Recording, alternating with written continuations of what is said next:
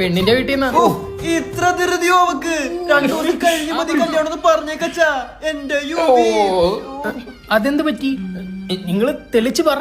മതി പ്രേമിച്ചത് നോക്കവിടെ. ഹലോ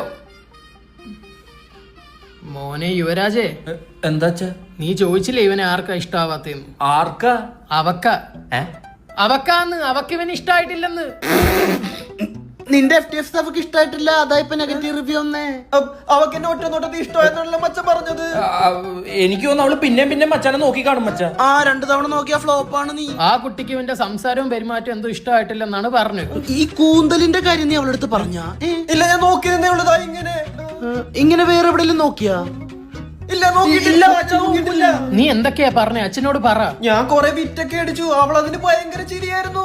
ഒന്നാമത്തെ വിറ്റ് പറഞ്ഞേ മച്ച. ഒന്നാമത്തെ വിറ്റ് അച്ഛനെ പോലെ മോക്കും മീശയുണ്ടല്ലോ.